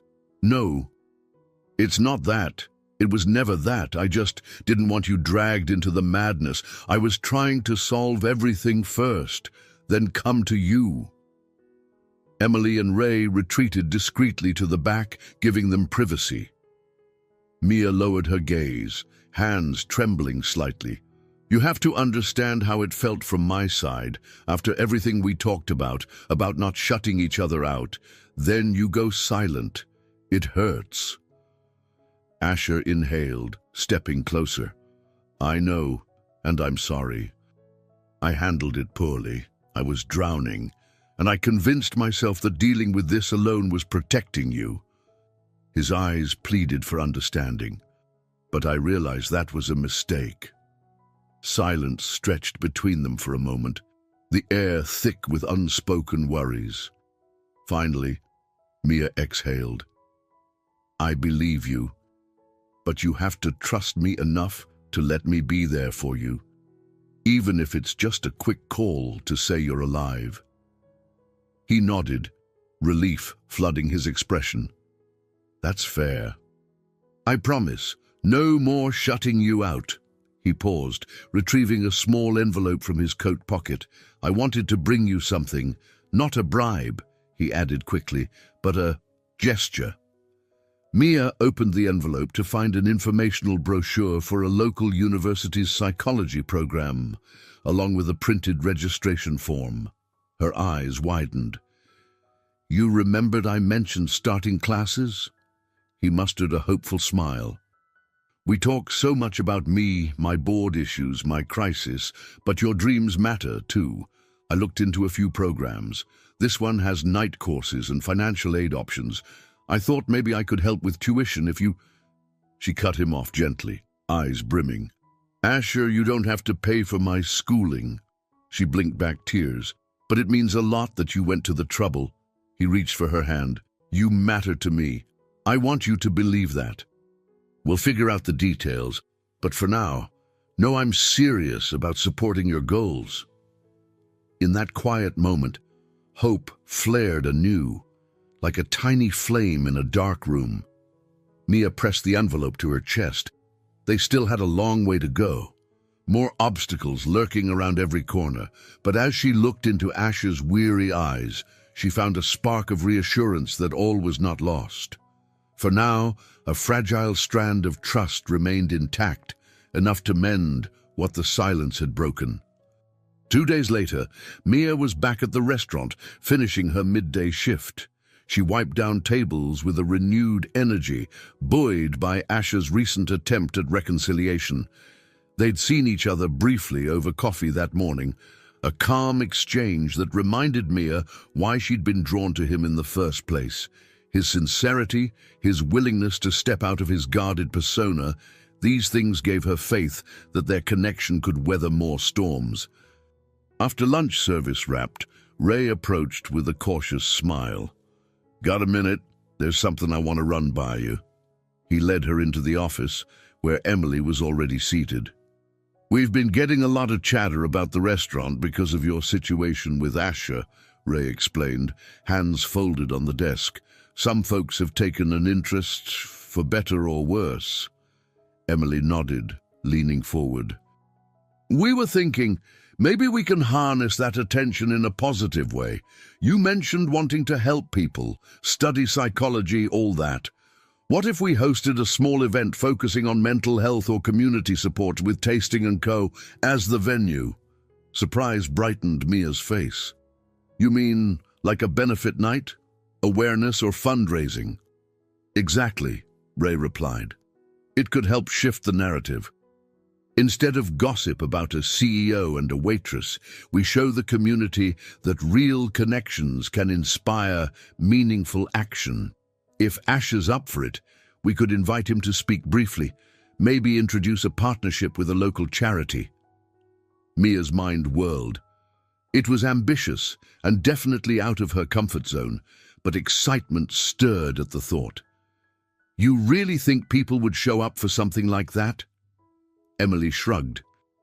"We can't say for certain, but it might be a way to highlight the positive side of your story. Also, it's a chance for you and Asher to stand together publicly if you choose to. You'd reclaim control instead of letting tabloids do the talking." A flutter of nerves hit Mia's stomach, but she found herself nodding. "I'll talk to Asher about it. Thank you. It means a lot that you both see this as an opportunity instead of just more drama." Ray smiled kindly. "We care about you, Mia, and about this place. Let's turn the spotlight into something good." Later that day, Mia called Asher to share the idea. His initial hesitation was evident. He worried about the board's reaction, the shareholders, and the potential for negative press. But as she outlined Ray and Emily's vision, he grew quieter, listening intently. "It's risky," he admitted finally, "but also brilliant.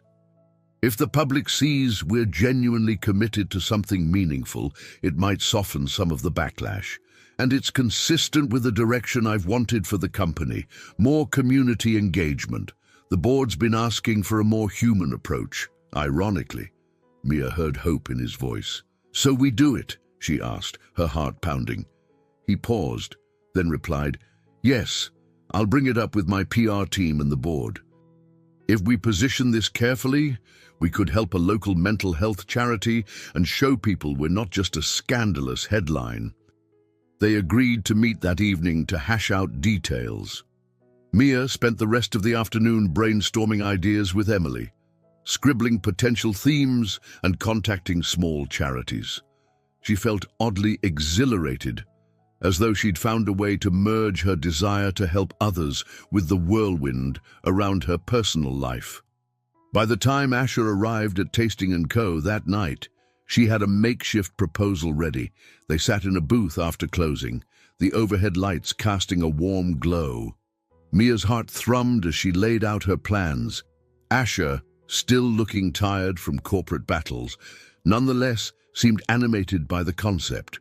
"If this works," he said, scanning her notes, "we could create a real difference in the conversation. Instead of people asking if I'm dating a waitress, maybe they'll ask about the cause we're supporting." Mia smiled, relief mingling with anticipation. "And it might help you show the board you can lead with empathy without sacrificing business results." He nodded. "We'll face objections, but I'm ready. Let's do it." In that moment, Mia sensed a shift. The two of them, once tentative strangers, now prepared to stand shoulder to shoulder in a bigger arena, ready to confront corporate scrutiny, media speculation, and societal judgments. Their personal struggles hadn't vanished, but they were armed with renewed determination.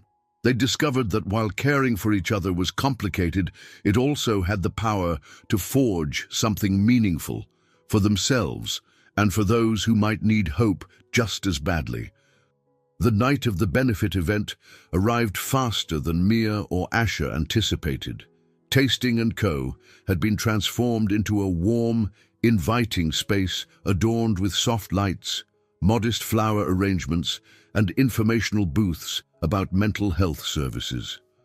Ray moved from table to table, overseeing final details, while Emily fussed over seating charts. The cozy restaurant that once served as the background to Mia and Asher's cautious conversations now stood at the center of a potentially game-changing evening. Mia paced near the entrance, clutching a clipboard and checking her phone. With each new arrival, members of the local press, curious patrons, and even a handful of city officials, her pulse quickened. She had never planned an event of this scope. The thought of speaking publicly before strangers, including local reporters, made her stomach flip. But she kept reminding herself of the goal, to shift the public narrative away from scandal and towards something positive. "Hey, you all right?" Emily approached with a gentle nudge. She wore a simple black dress, her expression equal parts excitement and worry. Mia forced a smile. "Ask me again in an hour," she joked. "Have you seen Asher?" "He said he'd be here early, but..." The restaurant doors swung open, and in walked Asher Hayes, flanked by two PR reps wearing serious expressions. He looked striking in a tailored suit, yet his face appeared tense. Spotting Mia, he excused himself from the aides and strode over. "Sorry," he murmured, taking her hand briefly. "The board insisted on a last-minute meeting about how I'll handle the press." He made air quotes, rolling his eyes. She squeezed his hand, grateful he'd shown up at all. "We'll be okay," she said softly, though her heart still hammered. "The plan is just to speak from the heart, right?" He nodded, releasing a tight breath. "Right. Keep it genuine.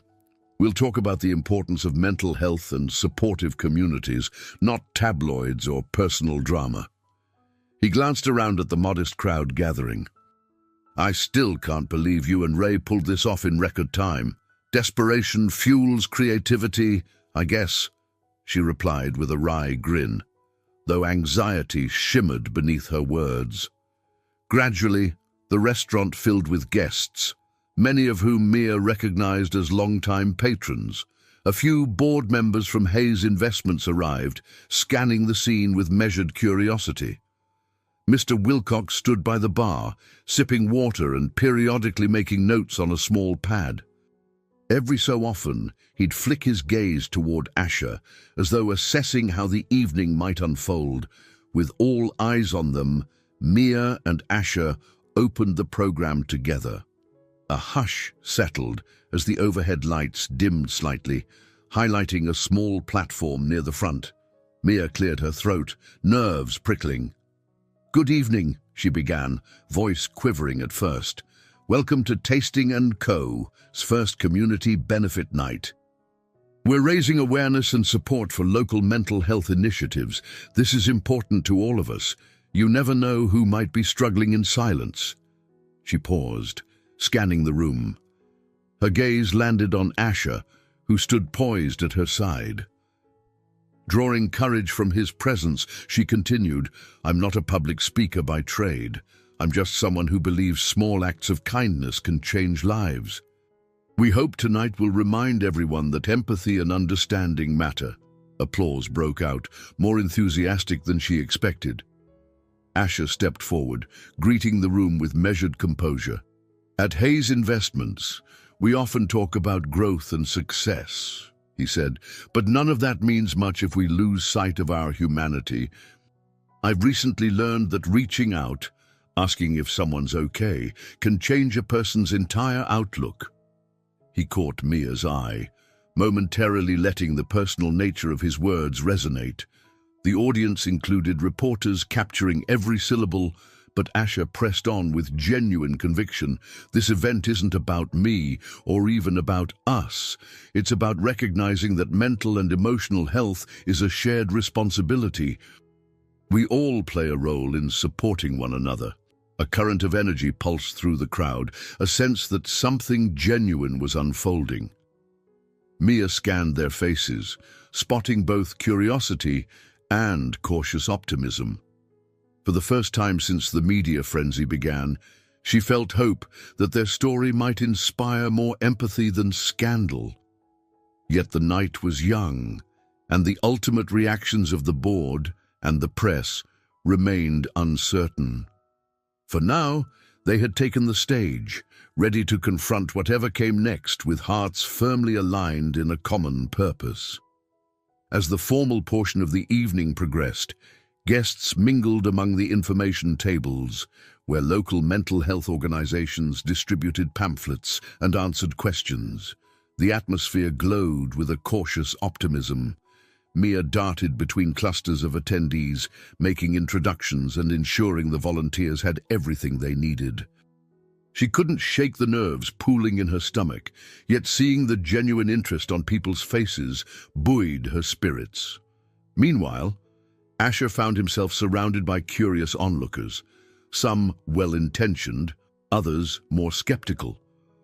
A few investors asked pointed questions about why he was focusing on charity work instead of purely on profits. He responded patiently, explaining that philanthropic outreach could boost the company's public image and morale. Still, not everyone appeared convinced. In a corner by the dessert station, Mia crossed paths with Mr. Wilcox. He studied her for a moment, sipping from a glass of sparkling water. "Miss Parker," he said, voice surprisingly polite, "you've organized quite an event here. Must have taken a great deal of effort and coordination." She nodded, bracing herself for a critique. "It did, yes, but we had a lot of support from the restaurant staff and local groups. I'm just grateful people showed up." He glanced around, observing the lively pockets of conversation. "I can see the potential. I won't lie. I've had reservations about Asher's choices, but seeing the positive energy here, I'm open to the idea that a more personal approach might benefit the company." His eyes returned to Mia. "Assuming the press coverage remains favorable, of course." An unfamiliar hope flickered in her chest. "I believe it will." "Thank you for giving it a chance." Before she could say more, she heard a commotion near the entryway. Turning, she spotted a small group of reporters converging around Asher, peppering him with questions that seemed to grow louder by the second. Mia's heart skipped. The word romance drifted above the din, and she caught glimpses of cameras flashing. Sensing the situation, Emily quickly tried to redirect the crowd, urging them to save personal questions for another time. But the reporters persisted. Mia felt her pulse quicken, uncertain whether to rush over or keep a distance. Asher maintained his composure, though tension tightened his jaw. One reporter finally blurted, "Is it true you've been fraternizing with a waitress from this very restaurant? Don't you think that undermines your corporate responsibilities?" Mia's cheeks burned. She half expected Asher to dodge the question, to revert to the strategic deflection he used in board meetings. Instead, he took a measured breath. That waitress you're talking about is Mia Parker, an intelligent, compassionate person who's co-organized this event to help our community. If you're implying she's less worthy because of her job title, I'd suggest you re-evaluate your assumptions. The reporter pressed on, undeterred. So, you are confirming a personal relationship? A hush fell over the immediate vicinity, curious ears tuning in. Mia watched Asher weigh his words.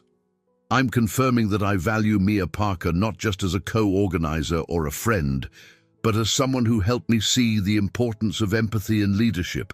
Where that friendship goes is our business, but it doesn't diminish my capacity as CEO. If anything, it's broadened my perspective. A low murmur spread. Some guests seemed impressed, others perhaps skeptical. Mia felt equal parts exposed and proud. She stepped forward, clearing her throat. We're here tonight to support mental health resources. Asher and I felt that cause deserved attention. If anyone here questions whether a personal connection disqualifies us from caring, that's a reflection on society's biases, not on our intentions. Tense silence followed, broken only when a volunteer from a local charity began sharing success stories at the mic. The reporters slowly dissipated, cameras flashing a few final times. Mia exhaled, heart hammering. She could still feel stares, but a measure of respect lit certain faces. Asher reached for her hand, squeezing it briefly before letting go to avoid further spectacle. You okay? He whispered. Her chest tightened with lingering adrenaline. A little rattled, she admitted, but I think it needed to be said. He nodded, lips curving into a faint smile. I'm proud of you. And if the board needed a sign I'm serious about this new direction, I think they just got one. They stood there, center stage in a swirl of public intrigue, hearts on display for everyone to see.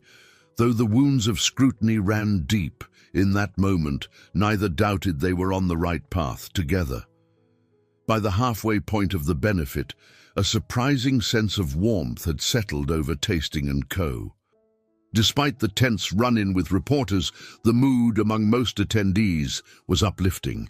Live acoustic music played softly in the background, and small plates of hors d'oeuvres circulated. Ray and Emily bustled about, ensuring no glass went empty and no volunteer felt overlooked. A representative from a local mental health non-profit took the microphone to share personal stories, detailing how community support had saved countless lives. Mia watched from the side, tears prickling at the corners of her eyes. She noticed Asher standing nearby, listening with solemn attention. Every so often, their gazes met, reaffirming that what they'd undertaken was worth the tension and risk. After the talk concluded, people applauded enthusiastically, some stepping forward to sign up as volunteers or donate. Mia couldn't help but smile, a swell of pride rising in her chest. This was the tangible impact she'd always dreamed of making, offering hope and resources to those in need, bridging gaps between isolated individuals and compassionate communities. In a quieter moment, Asher guided Mia toward a small table tucked near the back. They sat down with cups of herbal tea, taking a brief respite from the bustling main floor. I've been thinking a lot about the employees at Hayes Investments, he said, keeping his voice low. They work long hours under enormous stress. It's normal in the corporate world, but maybe it doesn't have to be. Mia leaned in, sipping her tea. You want to bring some of this, what we're doing tonight, back to your company? He nodded, a flicker of enthusiasm brightening his tired eyes. Yeah, mental health days, counseling options, flexible schedules, something more humane. If the board sees how well we're doing here, maybe they'll agree. Her heart warmed at the idea. That's a big step. You think they'll support it? He ran a hand through his neatly styled hair, a small sign of nerves. I'm not sure. But the board and I are overdue for a serious conversation. This event shows there's real public interest in mental well-being. It might be the leverage I need." Before Mia could respond, a soft voice interrupted. "Mind if I join you?" "Mrs." Jane Griffin stood by their table, wearing a gentle smile. Mia welcomed her to sit, noticing how she carried herself with quiet grace. Mrs. Griffin turned to Asher first. "I wanted to thank you for your words earlier," she said. "I heard how you stood up for Mia. That took courage." Asher inclined his head. "It felt like the right thing to do," he replied honestly. Turning to Mia, Mrs. Griffin clasped her hands. "You're blossoming, dear. When you first mentioned your dreams of helping people, I suspected you had the heart for it. Tonight, I see the proof. You've planted seeds of hope here." Mia felt her cheeks flush. "Thank you. Sometimes it still feels unreal, like I'm stumbling through, hoping not to fall on my face." The older woman's eyes sparkled. "That's how new growth works.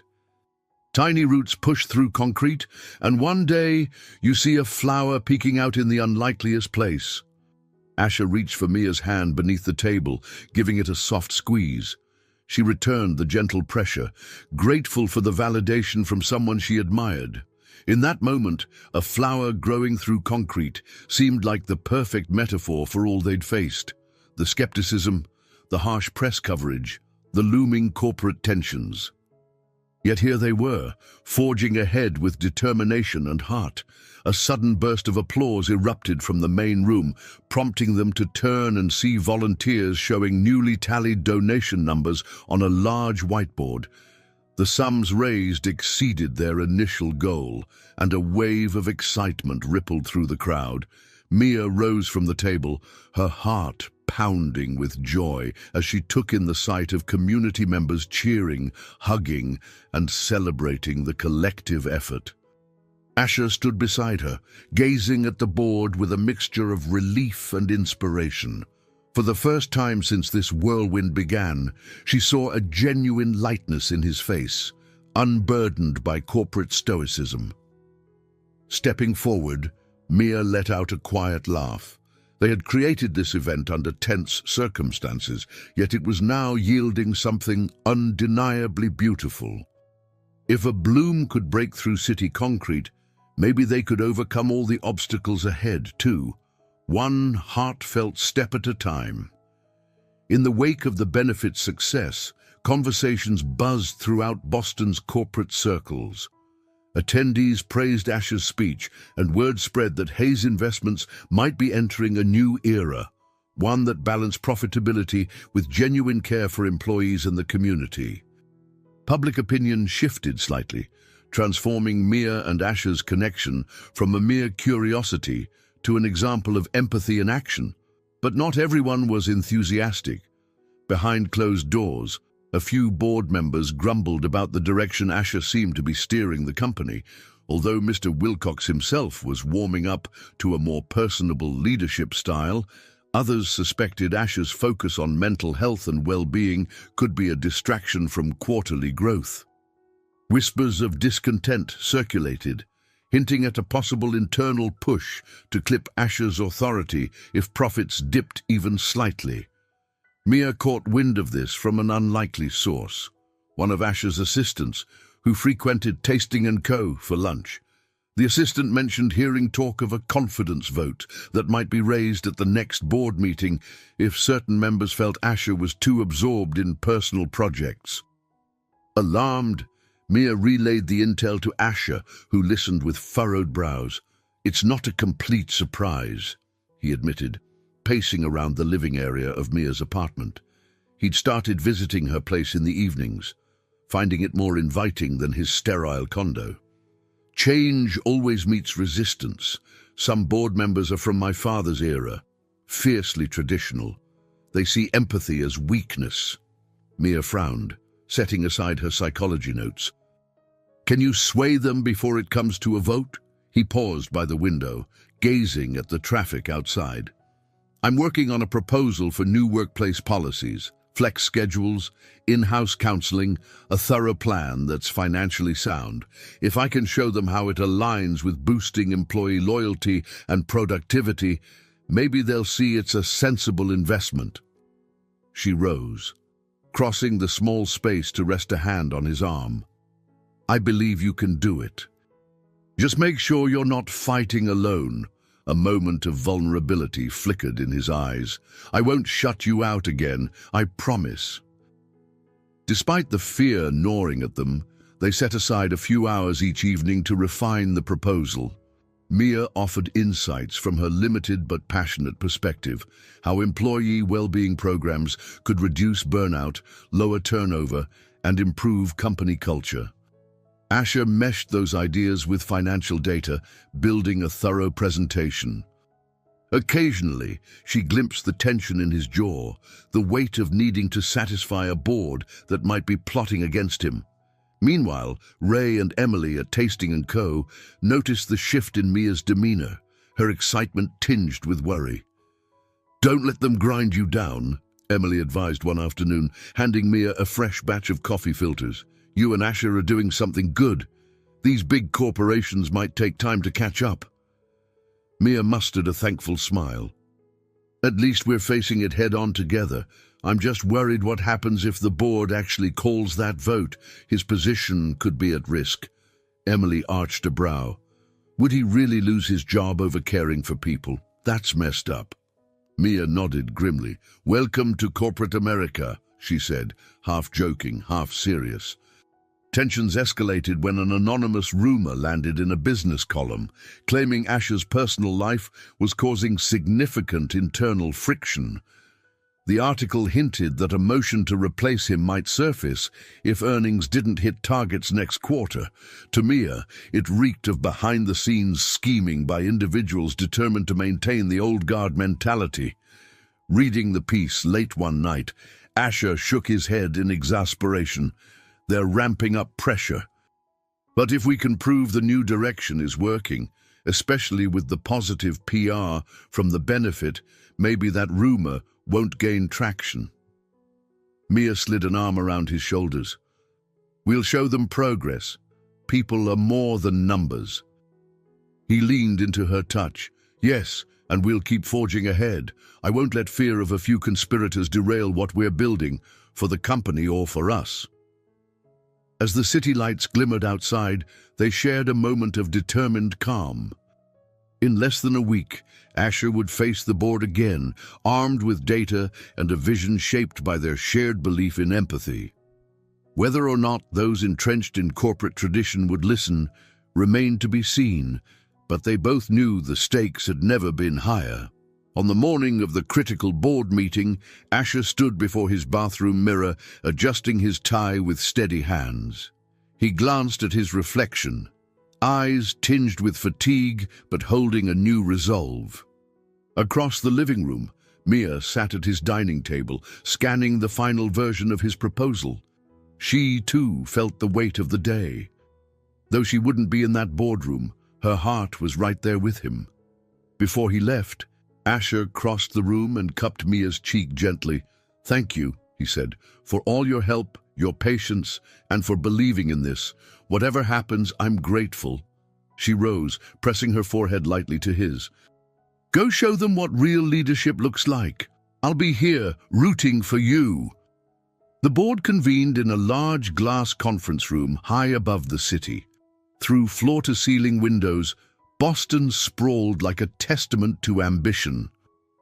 Asher scanned the faces around the table, some allies, some skeptics, and a few who seemed outright opposed to any shift in company culture.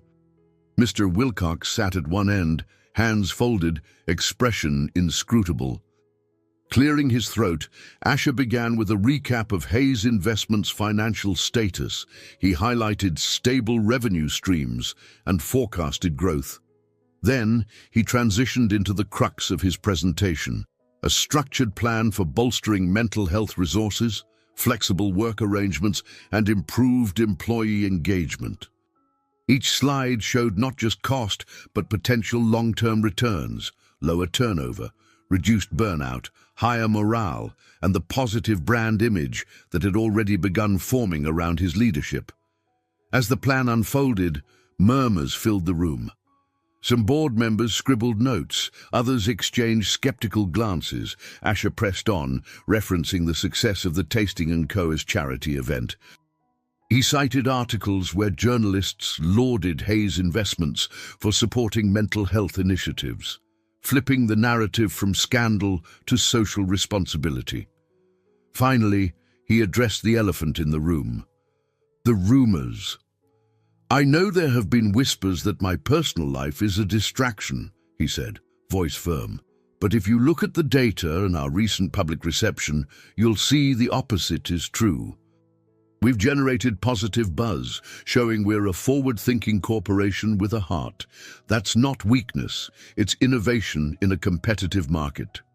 Silence reigned when he finished. The board members sifted through papers, a few tossed pointed questions. How can we be sure this isn't a passing trend? What if the cost of these benefits cuts into short-term profits? Asher answered methodically, emphasizing that investing in people is always a strategic move. Gradually, the tension eased. At last, Mr. Wilcox cleared his throat. "We've heard your proposal, Asher. Now we need to decide whether to proceed with a formal vote of confidence in your leadership." He scanned the room. "Shall we put it to a vote?" A ripple of anticipation filled the air. Some members exchanged cautious nods. One by one, they raised their hands to support Asher's leadership or to oppose it. With each vote in favor, Asher's chest loosened a fraction. The tension threatened to snap when two members abstained, refusing to take a definitive stance. But in the end, a clear majority sided with Asher, endorsing him to implement the new policies.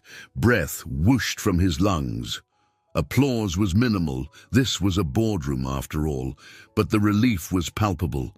Mr. Wilcox stood, extending a handshake. "You've convinced us to take this step, Asher. Let's hope it pays off for the employees and the bottom line." Once the meeting adjourned, Asher retreated to his office, hands shaking from adrenaline. He texted Mia, "We did it. They approved the plan. Heading home soon. Can't wait to tell you everything." Mia, who had spent the morning in quiet suspense at Tasting & Co., felt tears of joy spring to her eyes when she read his message. She relayed the news to Emily and Ray, who erupted in cheers, quickly sharing the victory with the kitchen staff. The sense of triumph swept through the restaurant like a warm breeze. Their story had gone from an unexpected connection to a beacon of hope, showing that empathy and ambition could coexist. That evening, Asher returned to Mia's apartment with takeout in hand and exhaustion etched into his features. Yet his smile shone with genuine pride. "They said yes," he repeated, as though still marveling at it. Mia threw her arms around him, laughter mixing with relief. All that work, worth every second. In that embrace, they sealed a new chapter, a hard-won victory that underscored the power of authenticity. No longer just a CEO's fling or a waitress's bold gesture. Their story had morphed into a real-life testament that one simple question, "Are you okay?" could unravel barriers and inspire an entire corporation to open its eyes to a more human way of succeeding. A crisp autumn sun lit the Boston streets as Mia threw open the restaurant door, greeted by the comforting clang of pots and the aroma of freshly brewed coffee. It had been a few days since the board granted Asher full approval to implement the new employee wellness plan, and the collective mood felt electric with possibilities. News of the board's decision spread swiftly among Hayes investment staff, stirring cautious optimism about upcoming changes. At Tasting & Co., the staff also buzzed with excitement. Emily was already at a corner table, finalizing the morning's supply lists. She beckoned Mia over. "Heard from Asher yet today?" she asked, a twinkle in her eye. "Word is, he's been swamped with interviews now that people see him as a visionary CEO." Mia laughed softly. I texted him an hour ago. He said he'd swing by later, if he can sneak away from the cameras. It felt surreal that the man once hounded by tabloids was now being praised as a pioneer for more humane workplace policies. She recalled how they'd started this odyssey with a simple note she left on his check, "Are you okay?" and how that single question had altered both their lives. They turned at the sound of the front door opening. Mrs. Jane Griffin appeared, gliding in with her usual composed elegance. She smiled at Mia, taking off her scarf. "Good morning, dear. Any chance I could get my favorite blueberry muffin and a chat?" Mia escorted her to a booth. As she settled the older woman in, Mrs. Griffin cast a keen glance around the bustling space. "The atmosphere is different. There's an undercurrent of hope here," she remarked. Mia nodded, taking a seat beside her. "We've all gone through a lot recently. Our little restaurant, Asher's company. It's like everyone realized we can do more when we work together." Mrs. Griffin patted her hand. "That's the beauty of it, child. Sometimes heartbreak or conflict paves the way for new beginnings. I see it in your eyes. You're more confident now." Mia felt warmth spread through her chest. It was true. All the trials, the gossip, the board intrigue, Asher's corporate battles had tempered her. She no longer questioned whether she had a right to dream big or to care about people in powerful positions. She had discovered that empathy could span any divide if nurtured with honesty. Later that afternoon, Mia was double-checking the reservation ledger when the door swung open. Asher stood there, scanning the room with a grin that reached his eyes. He wore a sleek suit, but there was a casual looseness in his posture that hinted at a newfound ease. A few patrons recognized him, but the reaction was notably warmer now, enthusiastic waves instead of hushed whispers. He crossed the room to Mia, leaning in. "Hope I'm not interrupting your flow," he said, lightly teasing.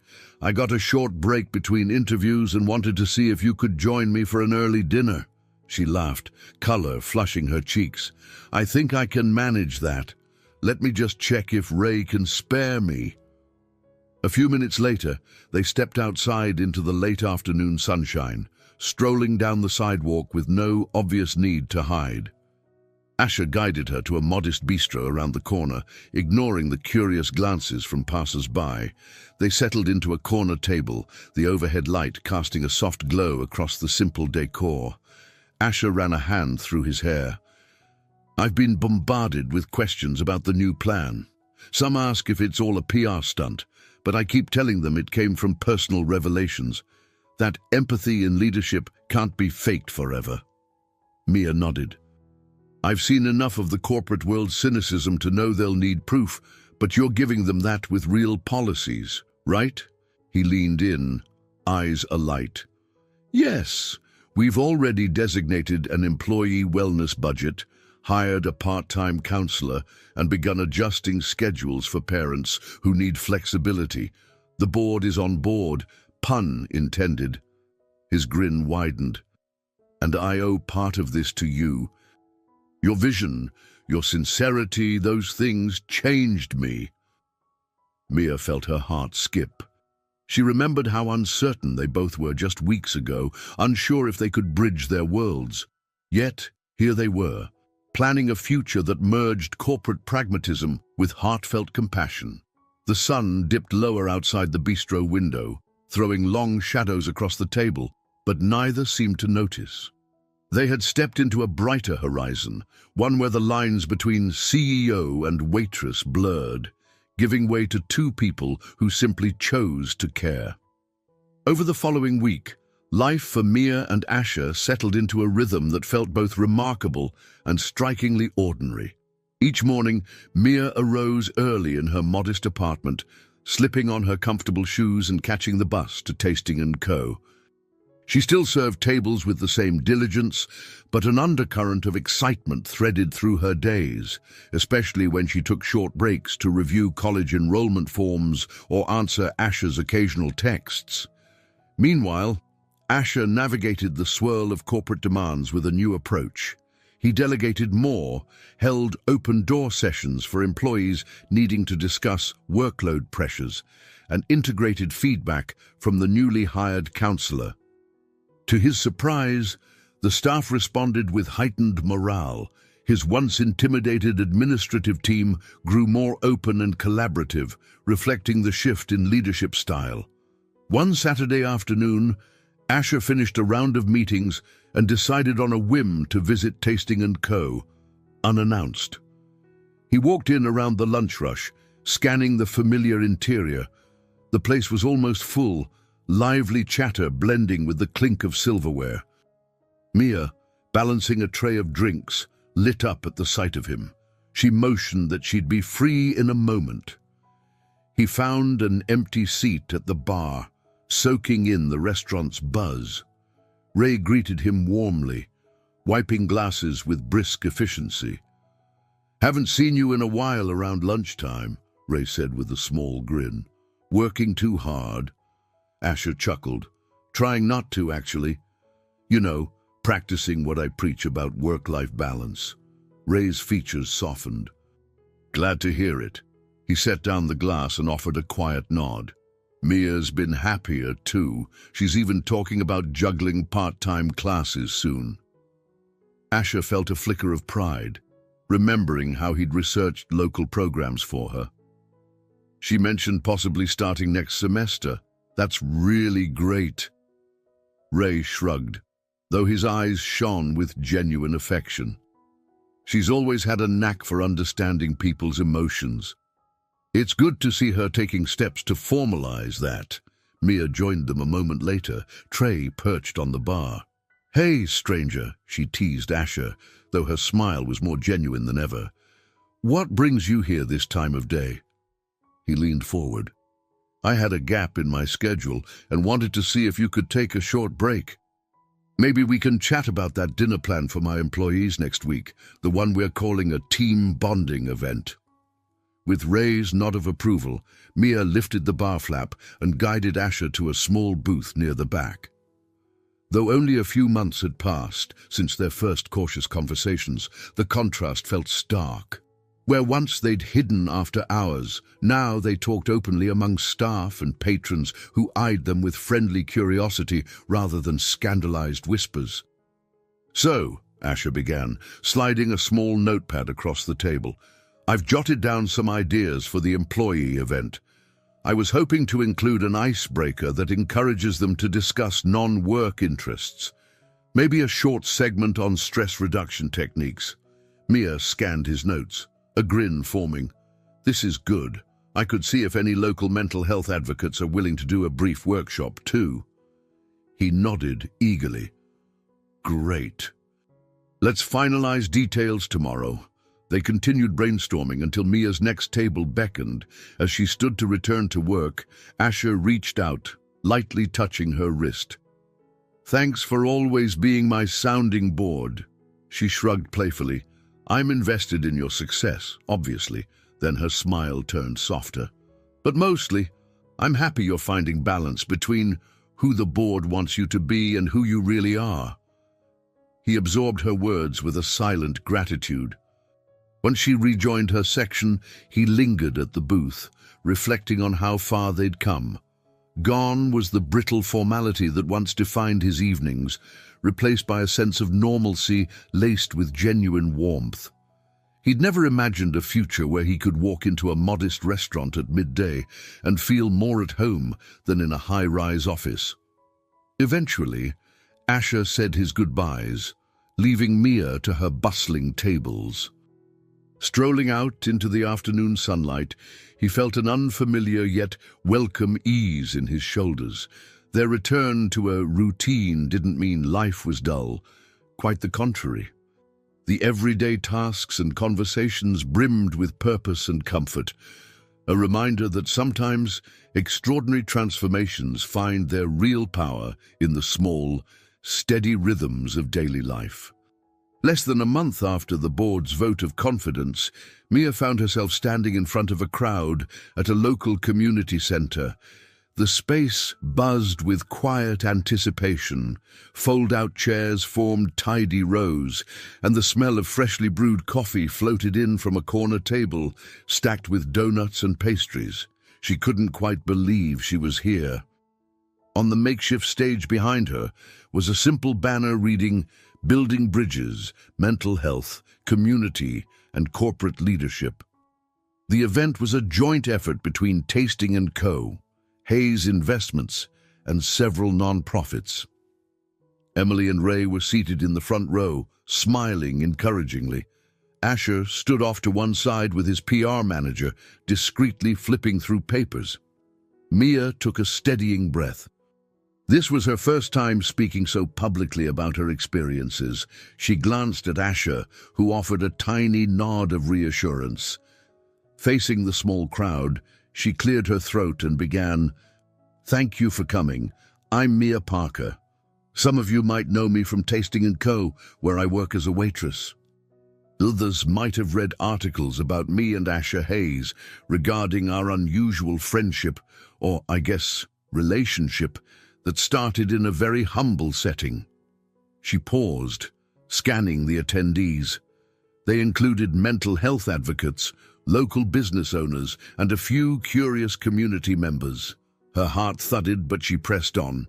"I never expected a simple note, 'Are you okay?' to have such a profound impact, but it did." It started conversations about isolation, about personal struggles hiding beneath professional success. Tonight, I want to share what I've learned, that empathy has power, whether you're a CEO or a server. Genuine concern breaks down barriers more effectively than judgment or assumptions. A ripple of soft applause followed, giving her the courage to continue.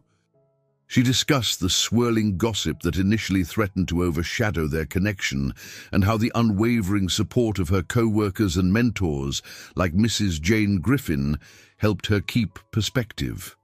She even touched on her dream of studying psychology, how the challenges and controversies had galvanized her to pursue that path more seriously. Then she introduced Asher, who joined her at the podium, looking both confident and uncharacteristically relaxed. He spoke about his journey from a results-driven, distant leader to someone who realized the value of vulnerability and human connection. He referenced the new wellness programs at Hayes Investments and the positive effects they were already having on employee satisfaction. "The corporate world thrives on innovation," he said, "and empathy might be the greatest innovation we've overlooked." Together, they fielded questions from the audience. One local business owner asked how to replicate the success of Asher's approach without sacrificing profits. Asher explained with clear-eyed conviction that investing in people yields stronger loyalty and better performance in the long run. Another attendee, a college student, asked Mia how she managed to keep going when so many doubted her. Mia's cheeks flushed. "I leaned on the people who believed in me," she answered honestly. When enough people tell you your dream is valid, when you see tangible change from a small act of kindness, you start trusting your own intuition more. And sometimes that little spark of belief is all you need to keep moving forward. By the session's end, the crowd offered a standing ovation. The applause wasn't thunderous, as it was a relatively small group, but the sincerity in it caused a lump to form in Mia's throat.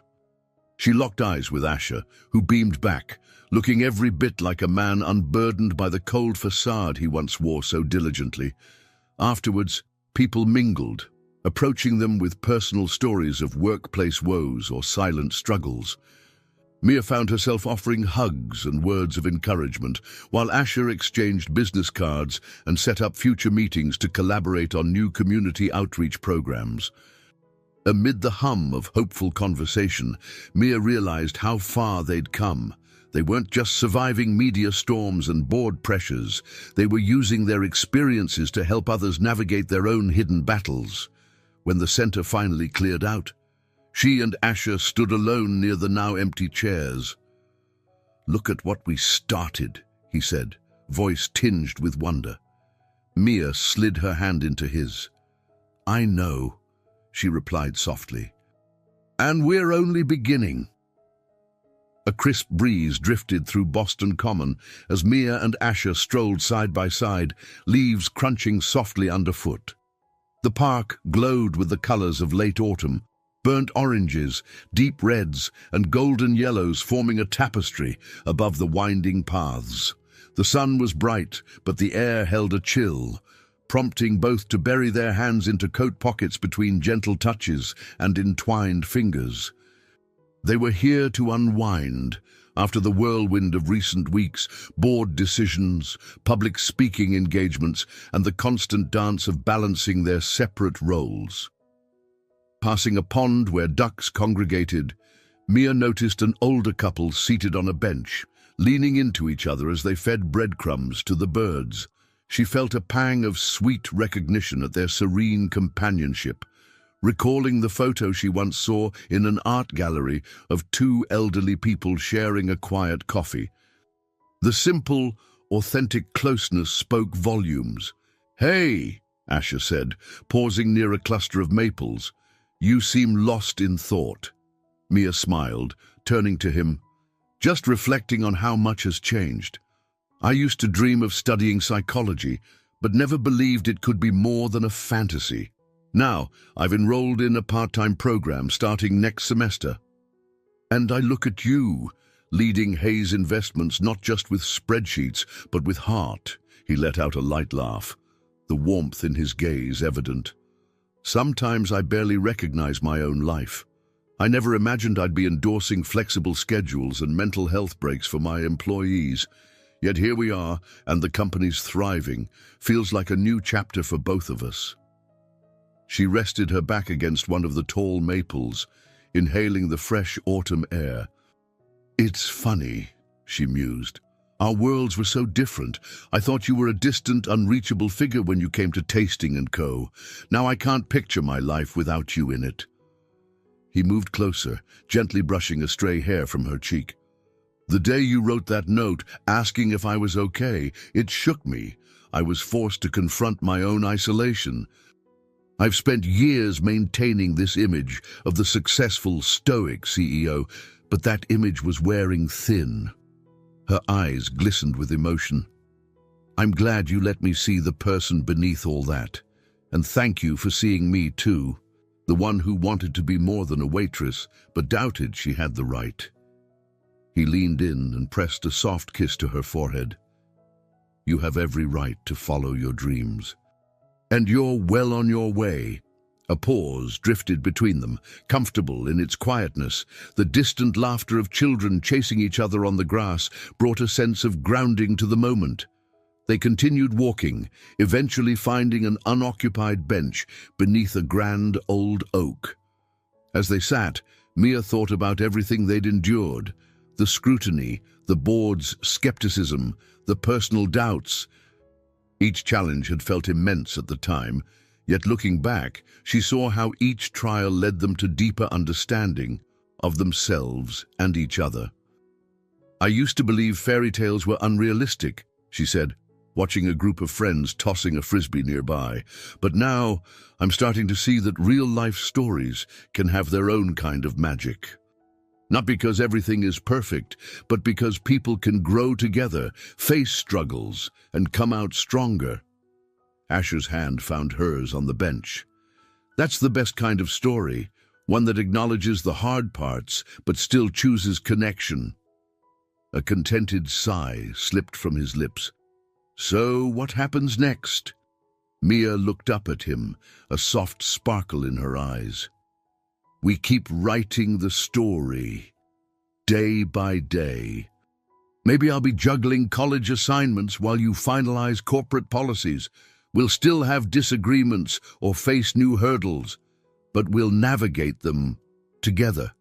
He squeezed her hand in agreement, the simple gesture brimming with promise. The park around them felt momentarily hushed, as though holding its breath in gratitude for the quiet triumph of honest hearts finding each other. And so, with a gentle hush of leaves overhead and the city's bustle at the edges, they lingered on that bench, forging a life defined not by status or scandal, but by the authenticity of two people who dared to ask the simplest of questions and discovered a world of possibilities in the answer. I hope you enjoyed today's story. Subscribe to the channel so you don't miss more stories like this. Leave a like and comment below what you thought of the story. See you in the next video.